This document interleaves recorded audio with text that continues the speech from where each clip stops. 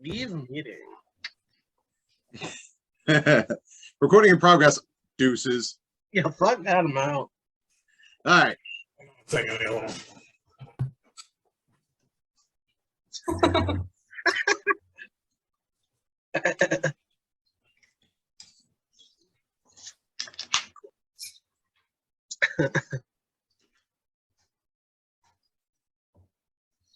All right, then.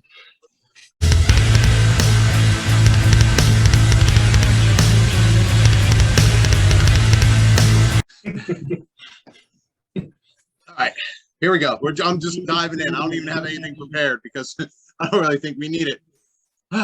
Everybody, it's BigPapaGrump. Welcome back to the Board Dude podcast. And no, it's been as the kids say, a hot minute. But we really need to talk about the shit that went down over the weekend. Like, what the hell's Tyson Fury doing singing like American Pie in England to a Scotsman? It's outrageous. I mean, outrageous thing that happened. I'm pretty sure it caused the Queen's death. Well, that's fair. The last straw was Tyson Fury being American Pie. That was it. She survived World War II. She survived the Cold War, but she couldn't survive that. I thought for a second you were going to say she survived World War I, the Civil War, Revolutionary War. She was on one of the ships. But yes, Rep Queen Elizabeth. So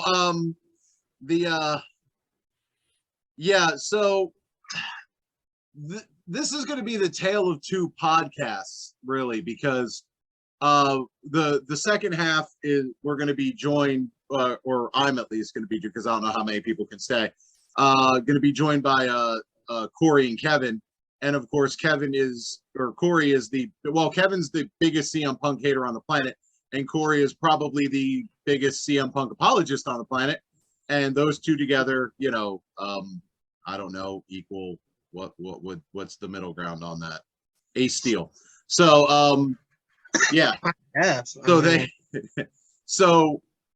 Yeah, let's dive right in. So CM Punk basically is single-handedly destroying freaking AEW. Yeah, he pretty much. I mean, we'll see. I guess could be a big work. I guess. So, for context, for my sister, basically what happened over the weekend was we had the Castlevania pay-per-view, and that was really good. In fact, by the way, up until a certain point on Sunday evening, Riddle Seth was my match of the weekend. That was like probably for me it was the best match on the card, but every match was really good. So yay, good pay-per-view. We go through Sunday afternoon, and we get the NXT pay-per-view. And for me, the match I said 4 out of 5 of them were good. I still think Carmelo Ricochet was probably my favorite match of the night. Yeah. For that show. Shit. And we can talk about that and stuff too if you want in a minute, but hold on, because there's a lot to unpack here. And then so we get through AEW, and MJF comes back, everything's cool. Yeah, it was a little weird the way they ended the show, because it was like this is awesome yet anticlimactic at the same time.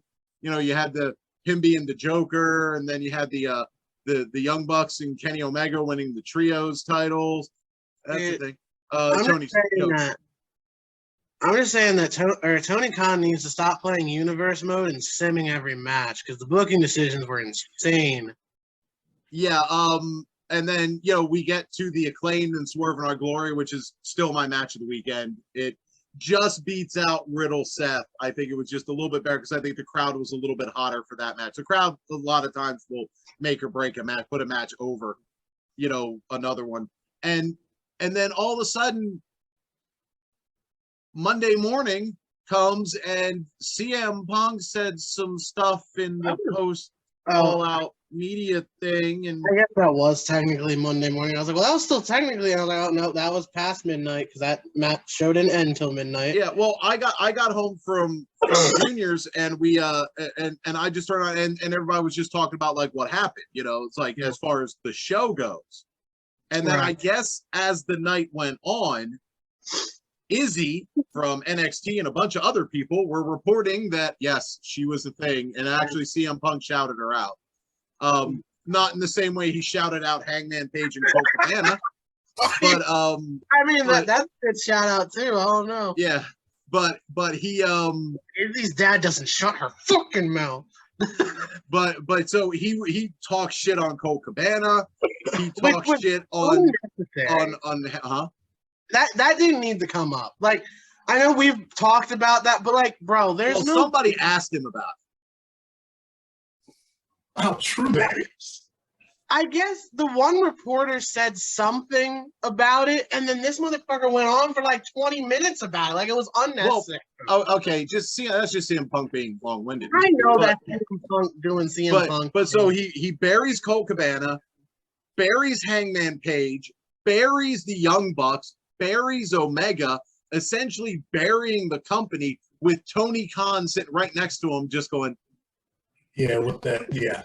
That's yeah, so just wait. Awkward at times. There were times that dude looked so uncomfortable. He's like, yeah, and there's a point during the scrum where you see like Jericho come up to him. I guess after Jericho was done talking, he said to Tony Khan some shit went down backstage. Like you could see him mouth it to him, and I'm like, okay.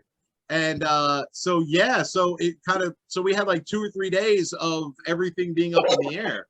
So let's talk about the weekend first before we get to what finally happened. So I'll let you guys go because I've been just going because I've been like chomping at the bit to get to this stuff, and I can't wait for Corey to be on. Or nobody can talk. Where to begin is the question. Well, let's talk about the matches first of all, because it was a really good weekend of wrestling. That's fair. Roman kind of sucks. Dude can't win without help. I mean, he's a heel. No, and I get that, but I don't know. Like, I understand it's a faction, it's a heel, it's this, that's the other thing, but it's like, to me, that hurts credibility when I can't remember the last match he won by himself, because the last match I remember he went in solo. Seth won by DQ. I mean I'm sure there was Jay one by himself. He beat who? Jay. Oh my God, he beat main event Jay. That's right. That's the 83 overall Uso he beat right there. He was beating him so bad his brother had to come out and rescue him. Yeah. That's right. I forgot about main event Jay Uso. Oh shit. That's like him beating Dolph Ziggler. Wow. All right. Well, you know what? The fact that you said that's kind of disingenuous, but all right. It's because anyway, he never wins. So I mean, So yeah, you'll have to excuse me if you see me leaning one way or the other. The table that my laptop's sitting on is unusually far away from me, but I'm afraid to move anything because of the cat. So. But I mean, there had to have been one where I think he did it by himself or whatever, but like, I don't remember it. First of all, I love the fact that they called up Solo Sikoa, and I love Sami Zayn's social media reaction to it. Yes, tremendous. And people are carrying it like it's an actual news story, which is awesome. But yeah, no, and that's fantastic. But it's just, I mean, it was just another, like, okay. Like, I don't know. Have him like just beat the shit out of somebody by himself. Like, do that thing that they always do, where you go through the faction and get them barred from ringside, and then just have Roman shit on him. Like, I don't know. Oh, they'll just introduce a new Uso. Yeah, I was gonna say, well, Drew more or less did that by beating up the entire bloodline. That's true. It was good, and that was the storyline. Like, no, there's another one. They'll just start to offer Uso. Like, Roman just goes over to the Uso tree and plop new one off. You know. Yeah, there's one. Brand new Oos. There you go. Man, Sika is his sperm is super. So I guess so, dude. But yeah, so you had that match. You had the just the fact that Damage Control won. Sorry, that's how it's spelled. One is good, but the match itself was okay. Yeah. Unfortunately, They won clean, so that's good. Yeah. I guess they ran into the problem of being a 6-man tag match that opened, I think. Yeah. Mm-hmm. And that sometimes can be hard because 6-man tag matches, even no matter what company you're in, you can even look at the AEW pay-per-view with the Bucks and the Dark Order. It's just a spot fest. Like that's all it always is. And that's always that they're always built around that. Yeah. Now, Alexa doing the being part of that triple suplex, I don't think whoever she suplexed even felt it, but She was completely useless in that move. for real. But I mean, it was the face spot. They always get that spot. So Now, the one booking decision I have a problem with from that show is not having Judgment Day go over. Agreed. If you're gonna turn Dom, have him cost them the match. Yeah, just right. You can do that, and you can do the nut shot and the clothesline. You can do all that, and still have him cause them to lose initially. It didn't make any sense. Because you could have had him sneakily cost them the match, Right. and then when they're all celebrating, he just goes all kick dick, and then just do the Eddie spot. Right. dick. I like it. Yeah, I like how the only reason we got a close up of Taryn is because she coughed. It's set to speaker. I just realized you named her Lil Rhea. That's pretty funny. Well, that's her board name. Yeah, I almost went into class with that as my name, so that was fun.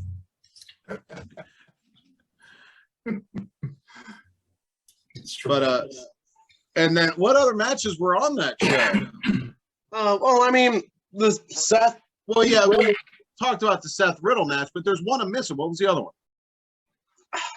The fucking pre-show match, but I don't count that. Oh, nobody cares. Yeah. Fuck. Gunther? Oh, Gunther Sheamus, yeah. Oh yeah, that match was also really, really, really, really good. It was. That match had no right to be that good. I mean, Hey, both of them are incredible, but what's your guess how long that match was? I just saw what the time was. What's your guess? I never even paid attention. Fuck. What do you think? 7 minutes. 17. 1935. Oh wow. Isn't that crazy? I saw that. I'm like, that's insane. It felt like it was 11 minutes long. Yeah, I was Well, yeah, because it doesn't surprise me because Gunther's known for that anyways. Right. And Sheamus is underrated with his in-ring. That's how long he can go. Like That's just a on the great surface. Yeah, on the surface, that match should not, like on paper, if you're more of a casual fan, that match should not have been as good as it was. Well, because you're thinking that it's going to be a typical Eddie Kingston versus Tomohiro Ishii kind of thing where they're just going to chop and slap each other to death, which was accurate, but there was way more to that match. Right. Go back and watch the best of 7 with Cesaro. Sheamus is an incredible worker. Like that is really good. I agree. So then we get to NXT, and first of all, Ricochet Mello set the tone. That was, I mean, early on it was a gymnastics display, Yeah, but it got very, very good, and that whole innovative offense thing, and I understand why Ricochet dissed him with the line that nobody remembers your matches, because it's true. Like you remember Carmelo Hayes won a match, but you don't really remember most of them, unless depending on who he's wrestling. Like you remember the Gargano match, or the triple threat or whatever it was, but because it was good. You remember the War Games match because there was all this other stuff going on, but he had a War Games match though. You can't count that one. No, but I mean, he did some cool stuff in there, and so it kind of stands out. So did Grayson Waller, but that's not the point. But that's part of my point is that he, but he hadn't really established himself because the rest of the time he was wrestling Grayson Waller, Solo Sikoa, who are all good, but they're not on the level of, I'm going to remember this, I'm going to remember that match against Cameron Grimes or Tony D'Angelo. No, I'm going to remember it happened. I mean, the Cameron Grimes one was actually pretty good. Most of them are. That's the thing, right? But that was a problem with him, and that was one of the criticisms. So when Ricochet came down, dropped that line, you knew that's like that's why they brought down Ricochet. It's like because it's like you go out there and you put him over and make him look like $1 billion. But they're still extending the story, which worries me. Because I don't know. I don't know what HBK wants to do. I mean, unless he gets over on him twice. Who knows? But the women's tag team match was a match. Mm-hmm. It made no sense. I mean, kind of. It just made no sense for Toxic Attraction to come out and do that. Like, I don't. You just want to get them on TV. Or like, you're not taking that title from them. We are. It's like, I don't care. I'll just beat you guys later. Like, that would be my. It does seem odd. Like, if you just want the titles, you beat whoever. It doesn't matter. Yeah. And that kind of makes they're like, oh, cool. They didn't actually successfully defend it without help. Uh-oh. Like, that's twice they've done that recently because they did that to Liv, too. Yeah, I know. Against Ronda. But, which we missed that one. That match was a moment, like, that made Liv's title reign. And it sucks because it was Baszler, and that she deserves, like, every title, but that showed you that Liv is champ material. Finally. Like, I mean, we always kind of knew, but, like, that one really kind of, like, cemented it. Yeah, she did well. I agree. Sorry, the way you said that. Yes, I give her a big one. And then Charlotte will come back and just beat her. But, like, whatever. The point being, at least, like, we have that moment. By the way, we haven't had a chance to talk about it because we haven't done a podcast in a while, but whoever idea it was to give McAfee a telestrator is a genius.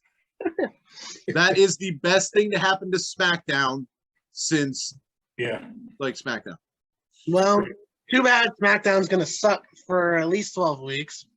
Yeah, that's fine. They'll plug in, like, maybe they'll bring up Wade Barrett.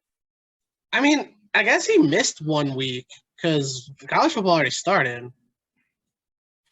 Well, it was pre-taped. No, Friday SmackDown was pre-taped. So unless if he did the college game day, but from what I heard, WWE just told him, was like, no, don't kill yourself traveling. Like, go do that. We'll get you when you come back. Yep.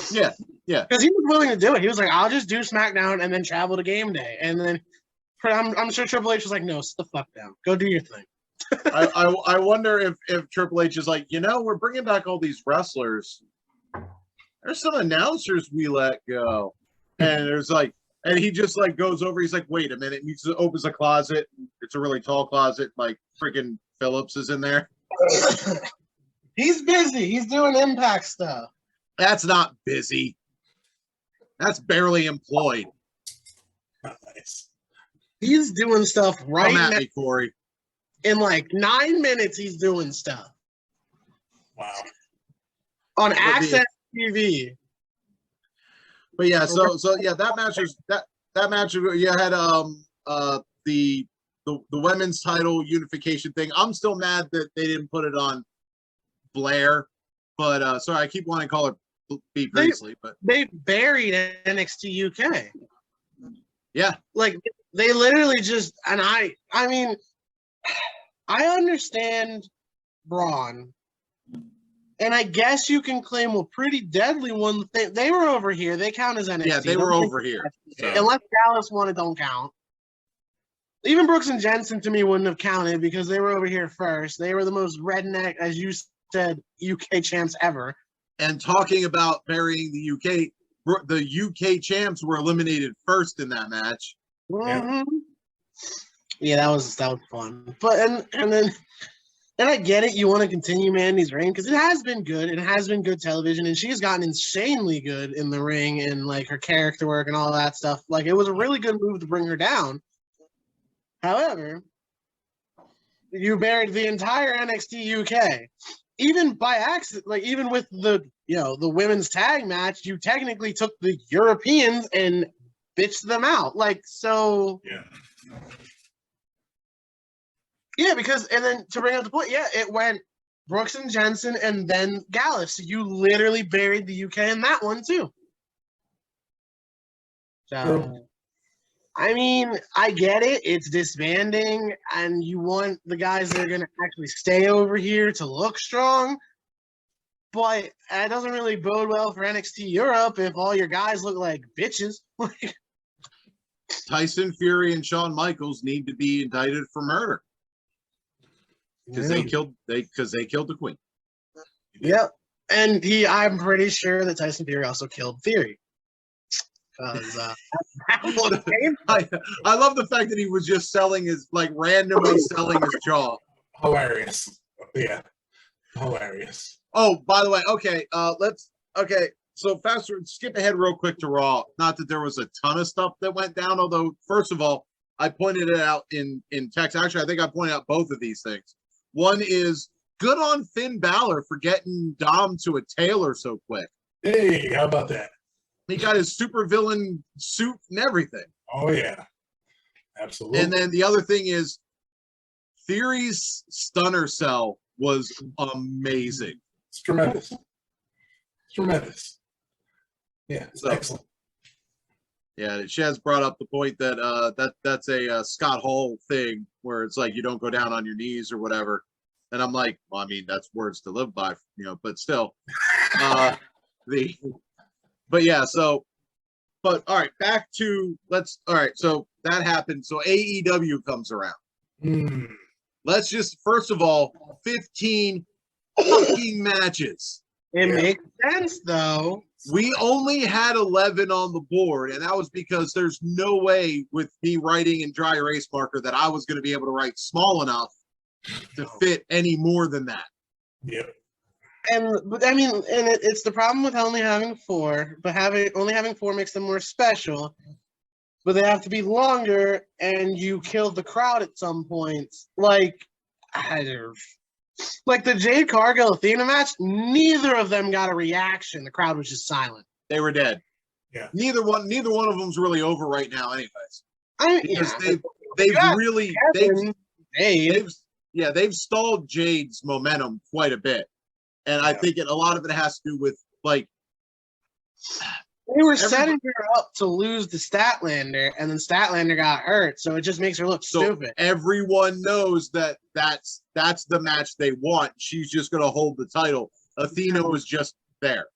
Yeah. Which is why I thought maybe, well, here, let's throw the curveball with Athena here, but no, because Tony Khan's a fucking moron. So yeah, I thought that they were going to put the belt on Athena, but, is what it is. I'm not upset they didn't or anything because I like Jade Cargill. She's so even this time last year, she is so much better.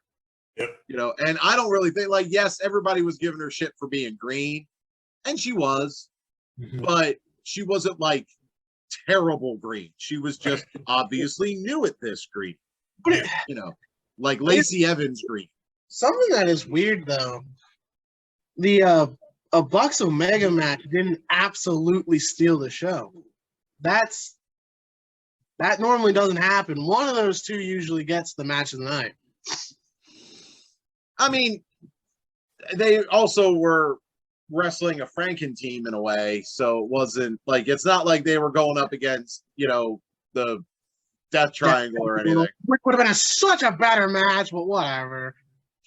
I think they wanted to tell the Hangman part of that story. I think they should. God only knows what they're going to do with it now.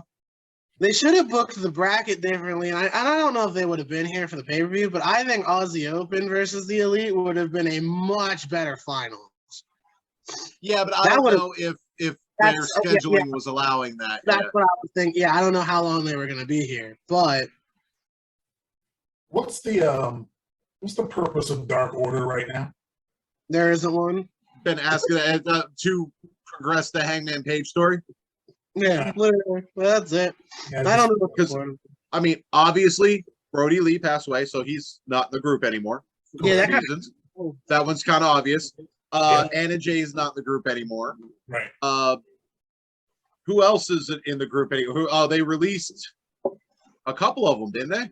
They released Alan Angel. They let Alan Angels walk. Yeah, yeah. But not released. Let contract expire.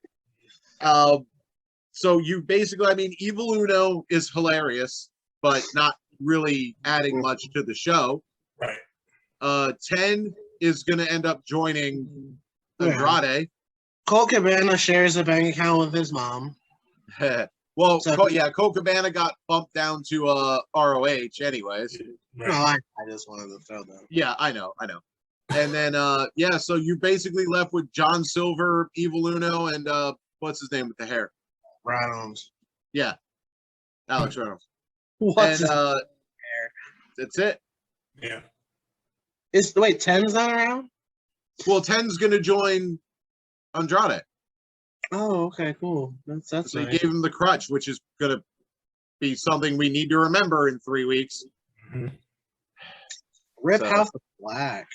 Yeah, we'll talk. Yeah, let's talk about that for a second. Yeah, because completely separate from all the CM Punk, Kenny Omega nonsense. Fucking Aleister Black gone. Yeah, Malachi Black freaking. Well, it's not like confirmed, but they assume. Oh that no, it was. I believe it Okay. was confirmed today.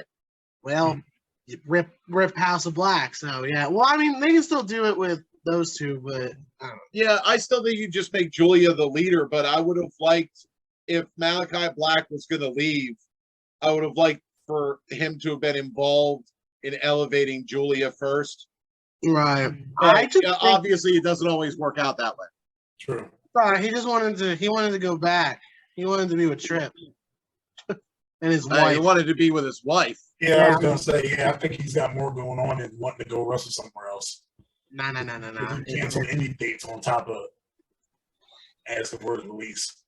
So, and he wasn't there a story about like he had a terrible back issue or something.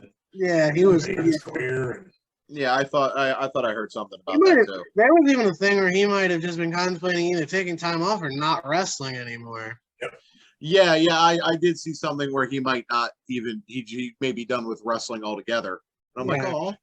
Then again, he's got that clothing brand, so it's not like he's going to be hurting He for don't money. need it. And he don't need it. So, but yeah, that sucks. Because I think they were just about ready to start picking up steam. yeah. Yeah, but whatever. I mean, it's stuff happens. All right, we'll get to it. So apparently, as the story goes, and correctify me if I'm wrong at some points of this, because so many reports. So you have CM Punk goes out. He's already angry because allegedly, Hangman Page brought up Colt Cabana in that promo without Punk's permission. Oh, okay. I was like, he did bring him up, but I guess it was without Punk's permission. Okay. So The workers Punk right. is Yeah. stewing about that the whole time. Right. He shoots on. When Punk comes back from injury, he buries Hangman Page in a promo Yep. without anyone knowing he was going to do it. Right. Then we get to the match against Mox. He goes over. MJF comes back. That looks like it's going to be the next program. They go back and they do the little media scrum thing, and they get to CM Punk. I think he was the first one, Yeah, he was. and Oh. he absolutely buries everybody. Like he buries Paige, he buries I mean, Cabana, he buries the Young Bucks and Kenny Omega. He technically did take a shot at MJF, but I think that was story building. I think, I don't think that was actually personal. I agree. Yeah. Mm-hmm. But it was there. It was like a throwaway, buddy. Yeah, it was like, you already burned the house down. What's the, Yeah. like, So it was kind of like, oh yeah, I'm supposed to say something bad about him. Yeah, he's a piece of shit. That Right. ain't one at all. Stupid prick. Right. First of all, the fact that he's doing all of this while eating muffins is super villain awesome. It's unbelievable. He even took a shot at fucking Brian Alvarez, who was in the crowd. Oh yeah, I remember that. But see, I could care less about that one. I like Alvarez, but him taking shots at the dirt sheet guys, whatever. I thought it was funny. And he was like, "What did I do, Dave? Not a GD thing." Shut up. Like, am I allowed to talk about this, Dave?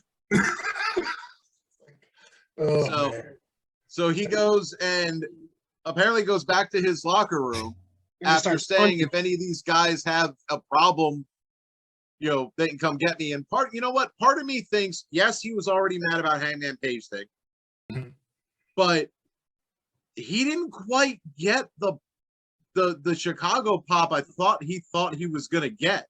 Like at one point, don't you dare reposition. Hold on. But like Larry, I think got as big a pop as he did earlier in the show. and there were some strong Mox chants. That's because nobody fucking wanted to see him. Well, yeah. And so we get to that. Apparently he goes back to his dressing room. The Bucks, apparently the Bucks, not the Bucks and Kenny, who he was kind of in the vicinity, decide that, talk to you face to face about it. Let's go do that. And the stories differ as to whether or not the Young Bucks super kicked the door down,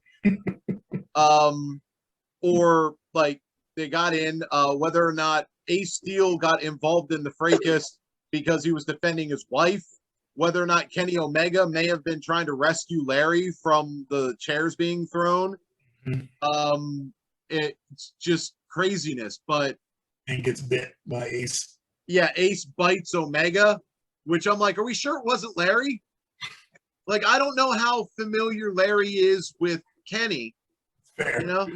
So, but by yeah. the way, the elite sign with the bite in it on Dynamite was Chef's Kiss. Yes. Unbelievable. Tremendous work. But yeah, so it was so depending on who you believe and whose story and where, because they always say that the truth lies somewhere in the middle. Where the fuck is the middle? Where's the middle in all this? There fucking isn't one.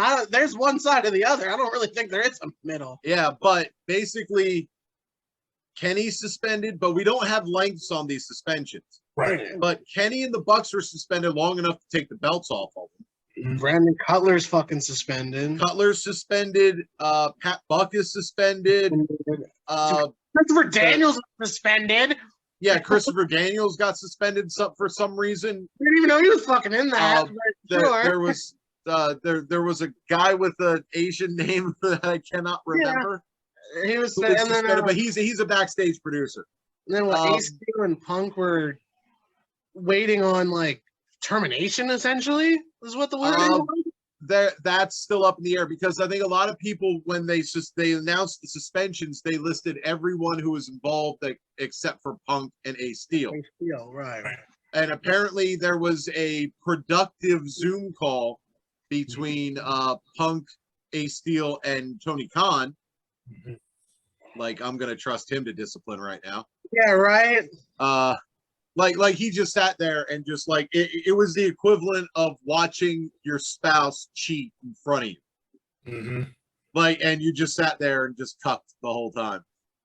Man, AEW is just 2022's version of WCW. The inmates are literally running the asylum. Like, this shit's either gonna crash or they're gonna fix it, and there's no in between. And on top of that, Punk is hurt. Yeah. Oh, cool. Wow, crazy. Punk got hurt in a fucking match again. That's insane. Yeah, he has a torn arm muscle. We're not 100% sure if it's a tricep, bicep, whatever. Stop booking him in the main fucking shit. He can't stay healthy and he can't wrestle a clean match. Now, to be fair, he did that time, but he also didn't do anything stupid. Plus he also wasn't in the ring with somebody who, like Hangman Page, where they've got an aerial offense. Like I would never call Hangman Page a high flyer, No, but he does I know- do some high spots. Right. But every match I've seen Punk wrestle except that one, botch. At least like 3. It's not even just one. Like The MJF matches were fine. cool. It was a dog collar match. That one's a little harder to screw up. Okay, well the first one wasn't. Okay. That's Okay. fair. I mean, MJF wrestles like the Miz though, where he's more safe. So Yeah, well, that's what I'm saying. Mox is a much safer bet Yeah. with No, Punk. Yeah. oh, dude, Punk Omega match would suck. Well, at this point, Omega is, I'm not sure how much he's going to be doing either. Would have Oh. sucked. Sorry. Yeah. Would have Yeah. sucked. Like 2 years ago, that match would suck. It's all good. We'll just see what basically what would have happened if the Young Bucks and Omega would have signed with WWE instead of AEW. So, Please. Hey, Goldie, Yeah. have you ever seen a championship belt up close? God. Yes, I have. I was. How about that one? Thank God, at least you're wearing shorts this time. Yeah. Hey, you know what? I'm going to do the Shawn Michaels pose. How pissed would Gravy be? Dude. I'm going to do it. With one of your one of your snakes over your chest or something too. Yeah. Oh, my God. He'd be so mad. I hope to God he puts this in the video. Jake Roberts meets HBK. Yeah. Heck yeah. 1996 HBK with the title. okay, so piggybacking off of that, yeah, obviously, as you can see, we've got other people here because, stuff. And, yeah, we know. So Disgusting. yeah, that's all right. He's just muted now. So feel free to just rag on Punk while he holds up a belt. We're just going to rag on his hero. I mean, listen, I've been ragging on this piece of shit for 8 years. All right. There's been no difference. All anybody should be saying is, Goldie, you were right. This guy's fucking trash. He's a piece of shit. He thinks he's above the business. And when you think you're above the business, you're fucking cut out. You're done. It was the same thing 8 years ago. And now it's all coming to light again to a company that gave him a shot when you know damn well he couldn't get another one in any other company, a company that gave him a shot, and now he wants to drag him down in the mud because he doesn't get what he wants. You good? Talk, you're unmuted, boy. Okay. I'm going to say this. I don't agree with the statements that were made about Colt or about Hangman. I understand that he feels that Hangman went into business for himself and he's pissed off about it, but there's a better way to handle it. Because any job, we all work jobs where people talk crap on us 24/7. Other people that we work with, coworkers, and you can't do that. And especially because, like I said to you, Goldie, the other day, this is my escape. I love pro wrestling. This is my escape. Football, pro wrestling, hockey. When I'm watching this stuff, I don't want the personal BS in there. I don't care. I don't want it in there at all.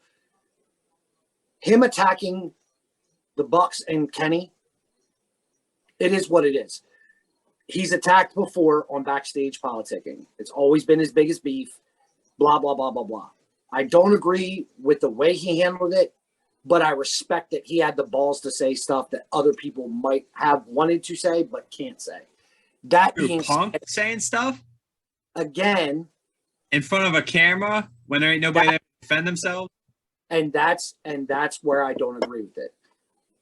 If you want to say it face to face with the person you got a problem with. Just like he said, anybody who's got a problem with me in the back, come to me, come to me, come to me. Okay, then don't air your grievances there. Now, I understand tensions are high, you're irritated, whatever, but it's the same thing.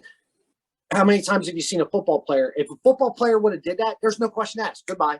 You're out of the league. You're sitting at home. You're not getting paid. The only reason he's sitting at home as of right now is he has a torn tricep. I respect him as a performer. I respect him as what his promo skills are. I do not respect what was said on that media scrum. And to be honest with you, I'm sorry. That is the dumbest thing that is done by that company. You should not be running a media scrum. I get why you're doing it because New Japan does it. Great. Don't do that crap. Because that's Tony being different and Tony trying to please everybody, which is what he's always done. Right. But the media, credit, which is a good thing, but then people seem to take advantage of it. And that's the other part, is that when he started going on the whole cult thing, he should have stopped him right there, because that's your employee. You're paying that man. Whether he's on TV or not, he has a contract. He's being paid. Why are you letting another employee, just because he has your title, trash a guy because of a personal issue from 2014? Get over it. Get over it. I paid his bills. I paid his bills even when I shouldn't have paid his. Who cares? That was your decision. So own it. Shut the hell up. No one cares. But the media hit it because it was in Chicago. They're Chicago boys, and the media is going to play on that. And they already know that it's a contentious conversation with him anyway. They open the door to, and part of it is he needs to learn to shut the hell up. But also, dude, it was 2014. Let the shit go. No one cares anymore. Well, in all fairness, too, with these media scrums, like what kind of questions like are you really going to ask? You know, because like wrestling's supposed to be protected. You're supposed to be doing it for the show, but like these media guys, these dirt sheet guys, whoever you want to call them, like the only thing they're running with is rumors, online rumors. You know, because it's still supposed to be that blend. It's like between show and real life. So I don't know what the hell they're going to get out of this. But I think it's stupid too that I like when they do the one-on-one interviews, like when they're on a radio host and stuff like that, and they're talking about how'd you get started, da-da-da-da-da. That's a little different. That's different. Tell me about what you like about your roster. Tell me what you like about this. Tell me what you like. And these guys are able to, it's another platform for them to sell themselves. 110% fine with it. Fine. Stop the media scrums. Well, the thing about this media scrum, I mean, it kind of shows you, Corey, or Coco, how the old saying goes, they say, don't meet your heroes. Well, your hero seems to be a piece of shit. So I still have AJ, so I'm good. How does that make you feel that you've been lied to your whole wrestling life? Like I said before, air your grievances on your own. To be honest with you, I don't appreciate the Colt comments. I don't appreciate the Hangman comments. You can handle it face to face, right? But the dude did what every other freaking human being on the planet does. We talk trash about the other people, but we don't want to say it face to face because most of us don't have the balls to do it. He did it in that forum, and I don't agree with it. Well, here's the thing with it. Here's another thing with this. And Papa, I don't know. We'll see how you feel about this. So this whole Punk situation is obviously dangerous for this man's legacy as a wrestler. If they don't flop this and make some sort of money out of this, some sort of angle out of this, which I don't know if they can do if this injury is potentially serious or whatnot. Because I mean, let's get real. Like obviously, the Bucks and Omega aren't going anywhere, and they shouldn't. They absolutely shouldn't. But if they don't turn around and flop money out of this, then this is over for CM Punk as a wrestler, like with any of these major companies and things like this, because over the last 8 years, when you went to all these wrestling shows all over the world, especially WWE shows, and when they had the chance CM Punk, it was under the belief that this man was screwed over by the system, that he was screwed over by WWE, that he was done wrong, that he was did dirty. He was truly one of the best in the world, didn't get what he deserved, was, stepped on, politicked on in the back, all these other things. And then 8 years when he finally makes that triumphant return, or 7 years later, and then a year after that, now all this stuff's coming out that he's actually doing the same thing. And then you see promo after promo after promo after promo of these old videos and promos coming out about people talking about Punk and this and that. And it's like, obviously, when there's smoke, there's fire. Like, there's some truth behind this. Over the years, there hasn't been a parade of people coming out defending CM Punk, WWE Exodus. But in a sense, like I kind of almost compare it to like 49ers fans, Colin Kaepernick. Like one of the reasons Colin Kaepernick's name gets brought up every year since he left the NFL is under the belief that he could still play football. Now he came back, and if he wasn't any good at football, that whole argument would have been shot, So, but now on the opposite, Punk comes back, and now he's showing that, maybe he wasn't telling the complete truth through all this. Maybe he is a little bit of a poison, a cancer in the back. So, I mean, this could be over for his legacy as far as being remembered as any legend in like any major company, as far as in their history books, under their guidance. Well, first off, I just want you to disconnect two things. CM Punk and Colin Kaepernick are two different people. I know that I compare the situation just under the realms of being away makes that belief strong. Right. Okay, I got you. That's all. When it comes to his job, CM Punk is good at his job. When it comes to being a quarterback, Colin Kaepernick is not. It's as simple as that. But I appreciate and I respect that because timeout. He's a Niners fan. Yes, absolutely. Just tossing that out there. But I've always been a Niners fan that also said, if Alex Smith plays in that Super Bowl, that game's completely different. I didn't like Kaepernick. I didn't agree with the fact that you sat your starter after he cleared protocol and put this kid in. I didn't agree with it then. I still never liked Kaepernick. Never have. Never will. Don't like him. Don't respect him. Appreciate how I feel about Phillip Brooks. Yeah, I hate you. I appreciate his views, but again, I don't like Colin Kaepernick. But with Punk, the problem is how much of this, and I don't like to be that guy, but how much of this is mental health related? Because the dude did grow up legit, and it's all documented. Anybody can look back and you can find this stuff. Google his history. Google his childhood. The guy cut off his own brother because his brother stole money from a wrestling company that they started. He cut off. He hasn't talked to his brother since that event. The guy has very, very strong-headed values. And he's a strong belief guy. I mean, let's be real. Even just being straight edge in today's world is incredible. Right. Well, two things I saw on Twitter that are kind of connected to all this. One is that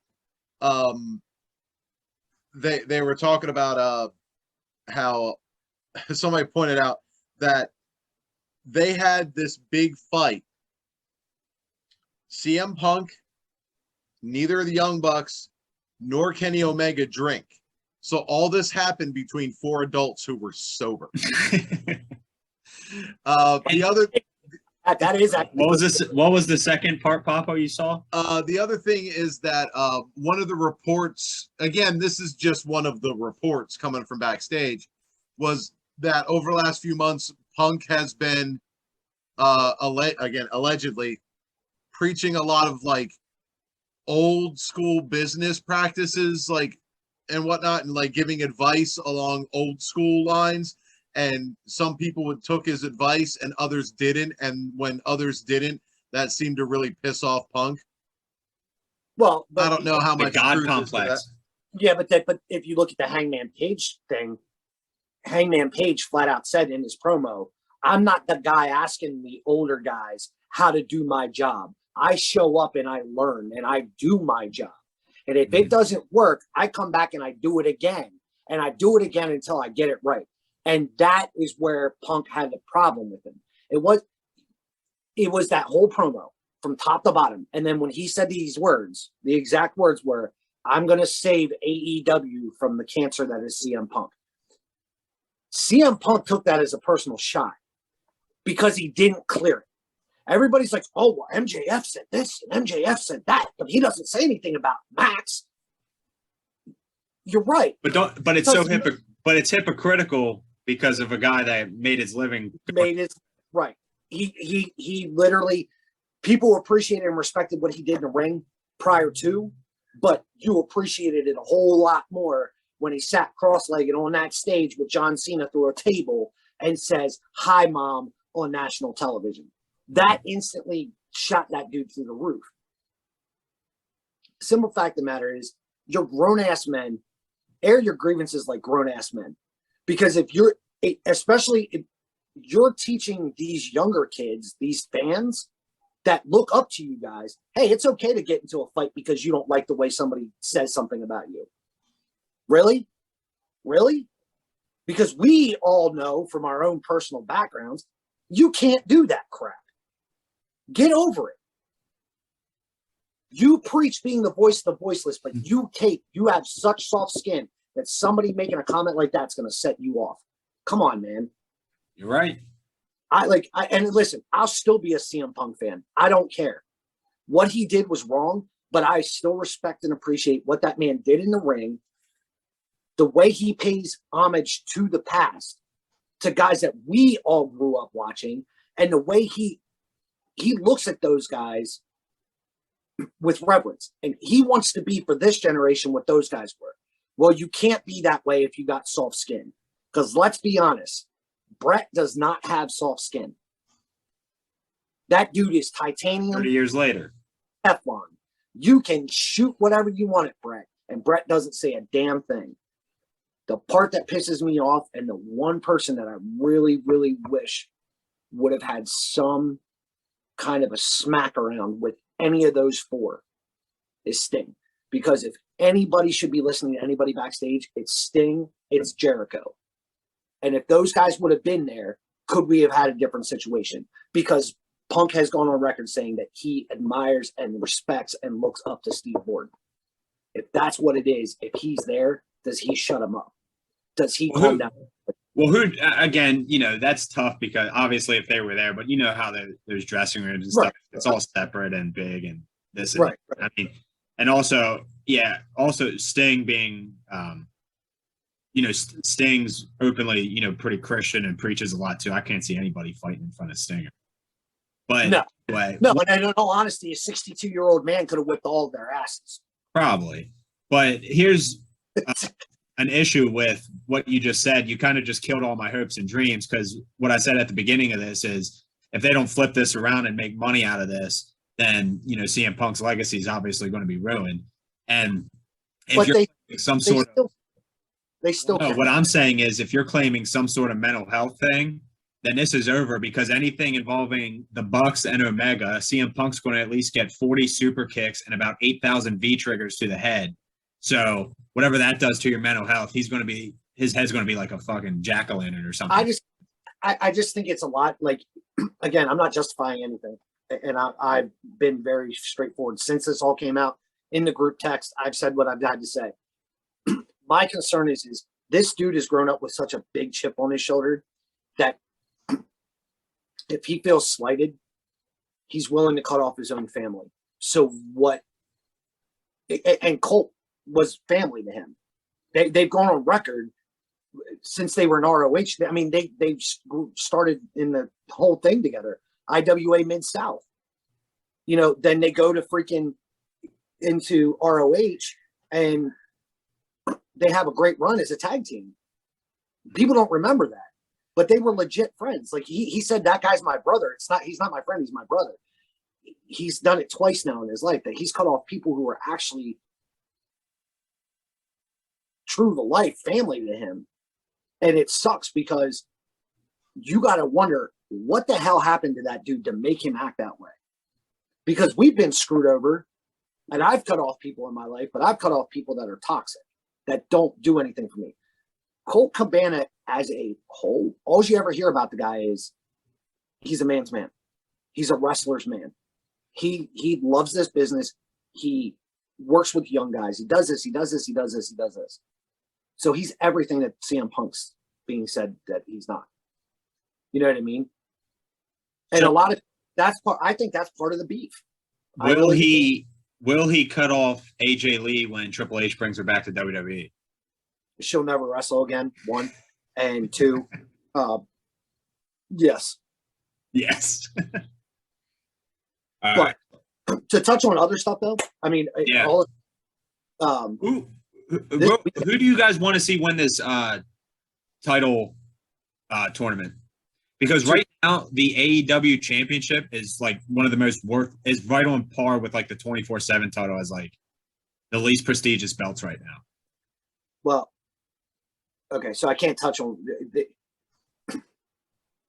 We know right now we have Blackpool Combat Club versus JAS or versus Danielson, right?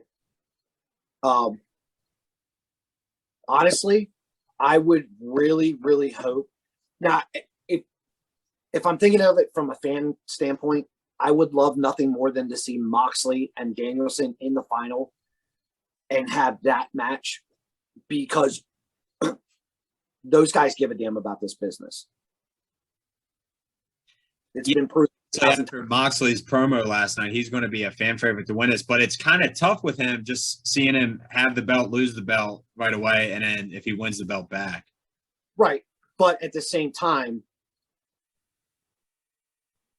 that's why I said it's like a two-sided thing here, because if you have Mox win, Mox needs to run with that title as long as they can and have MJF be a total douche.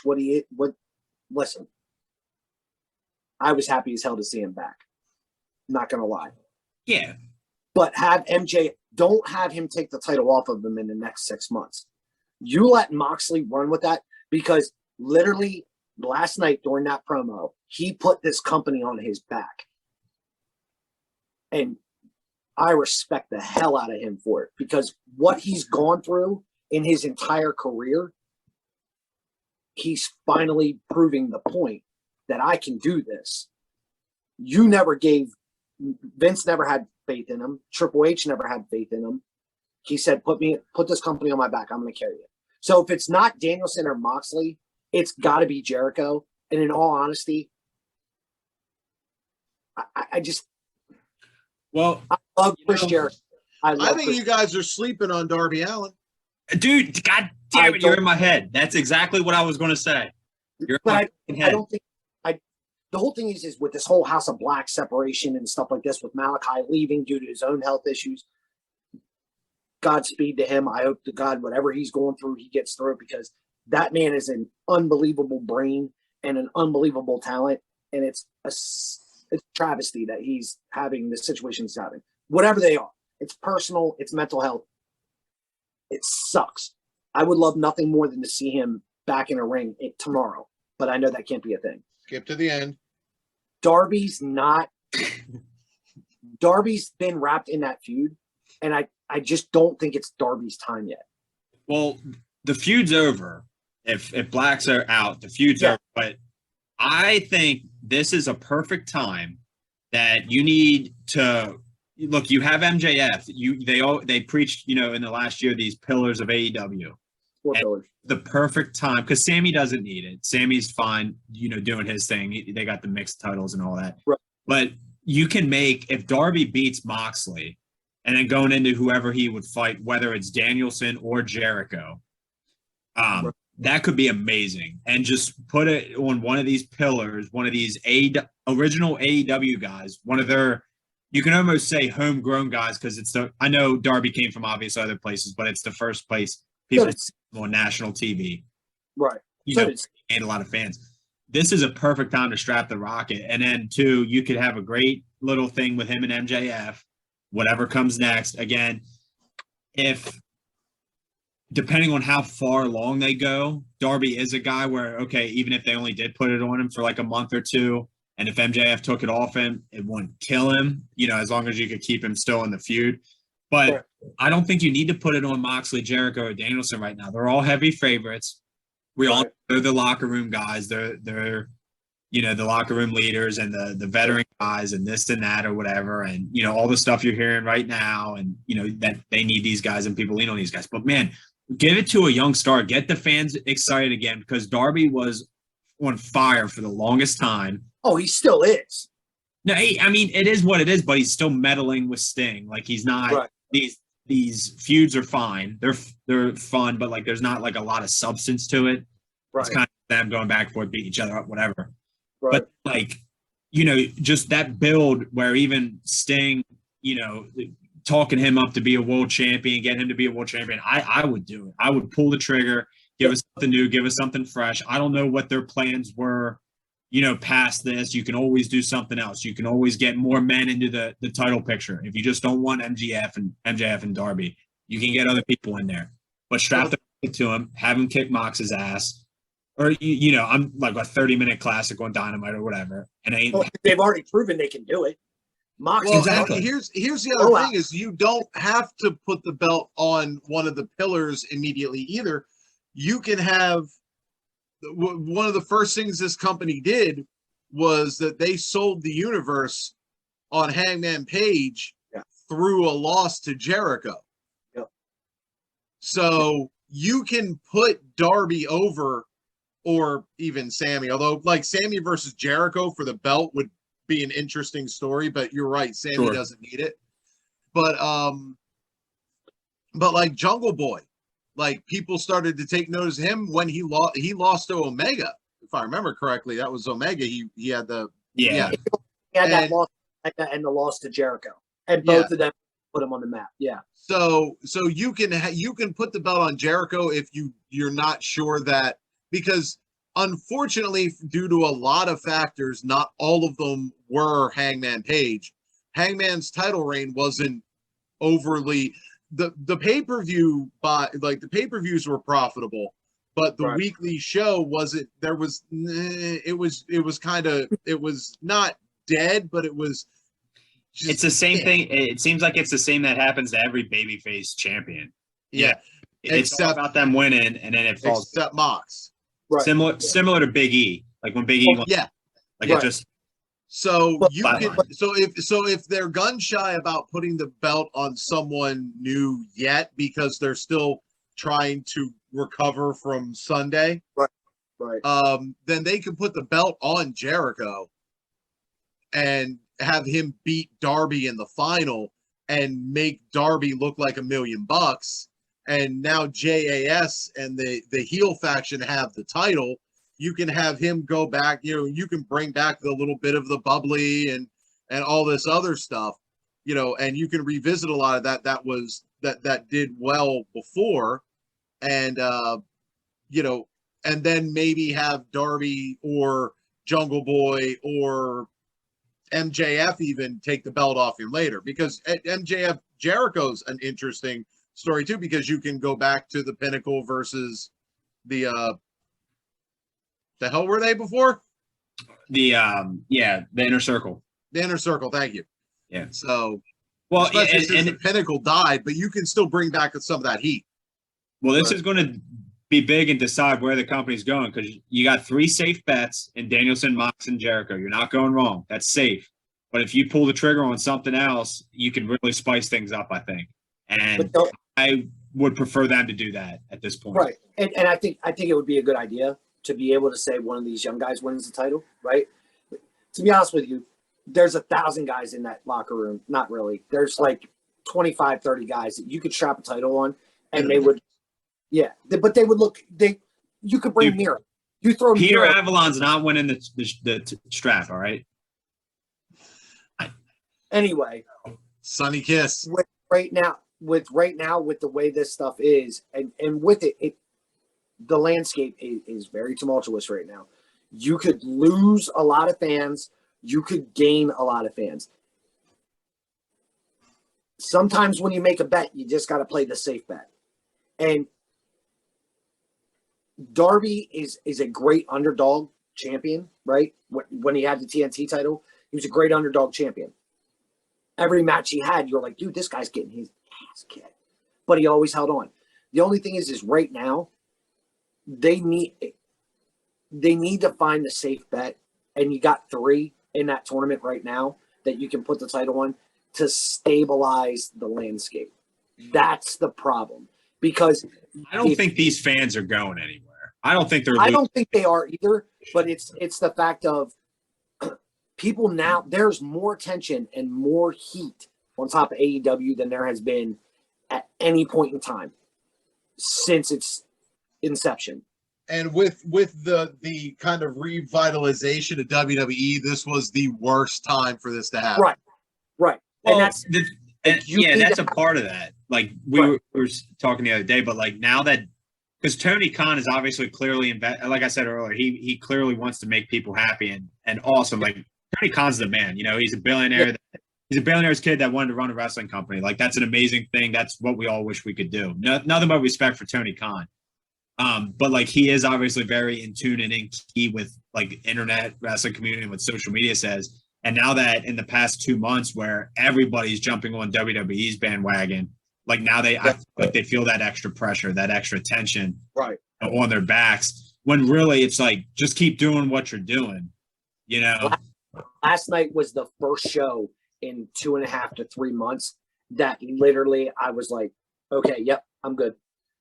Because it's been very vanilla for a long time. And listen, man, you came in selling anything but. You were like, here's chocolate marshmallow, here's chocolate peanut butter cup. You want chocolate chip cookie dough? Here. Like chocolate anything. peanut butter cup. Yeah, absolutely. But you don't, that was your stick.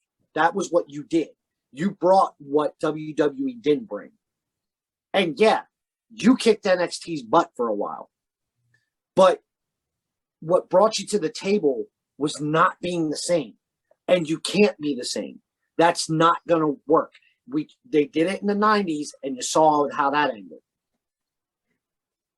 Well, I mean, they're not exactly the same, but they definitely were more of the wrestling show, you know? Right. And now, again, WWE's swapping that backwards. Like, holy shit, we have really good wrestlers too. So right. But I saw a meme earlier today. I was going to screenshot it and send it to you guys.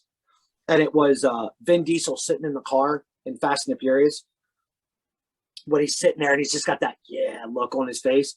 And it said AEW when it first came out. Man, this is like WCW in 96. And then the bottom of it is when Vin Diesel's like, oh my God, after The Rock did whatever he did. I don't even remember. And then it says WCW in 2001.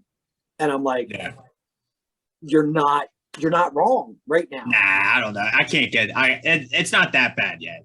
It's fun to speculate, and like people are just giving him a hard time, but it's definitely not that bad yet. But if you don't do the right thing right now, you're looking at might end up being the TNA of the 2020s.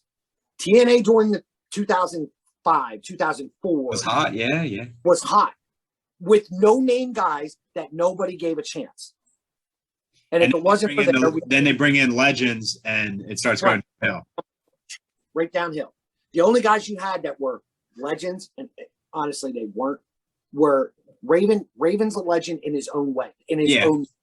Jarrett is a legend because his daddy, and he's a legend in his own niche. But then you started bringing in Scott Hall. Then he's brought in Sean Wall. Did you say Jerry or Jeff? Jeff Jarrett? Jeff Jarrett. I thought you were saying Jerry Lynn. Like, that's what it was. What did everybody know him about? You're Jerry's kid. Yeah. Sorry, when you said Jerry, I was thinking Jerry. But like, you started bringing in, then you brought in Angle. Angle wanted these younger guys to be better, so he did. But Angle had his own demons too. It's been documented about what he went through. If you don't get this ship back on track, you could really fall apart, and everybody's going to be sitting back going, damn, that was something special, but it just wasn't meant to be. So what you're saying is keep it on their young guys and put the strap on Darby. No. We all agree. No. We all agree for once. No. All right, and on that note, with us all agreeing, we also agree. We're gonna wrap it up there. Well, speaking of that, we've got Extreme Rules is probably gonna be the next one of these we do, and that is a title defense. And I believe as of right now, unless they throw in another event between now and then, it's a triple threat. Because Tiger and I are tied for first place. Oh, to come up after me. Yeah. So it's going to be a triple threat. So there's that. So that's it. Because we're about to run out of time because Zoom, and I'm not paying for the extensions. So I've been Big Papa Grump. That's been CJ. You find folks again. And that's been Golden Boy. Hopefully we're going to see more of at least a couple of you guys every once in a while. You know, would be nice. So And because he couldn't make the second part of it, I'll just say for on behalf of Junior, top presenter out, and say bye, everybody.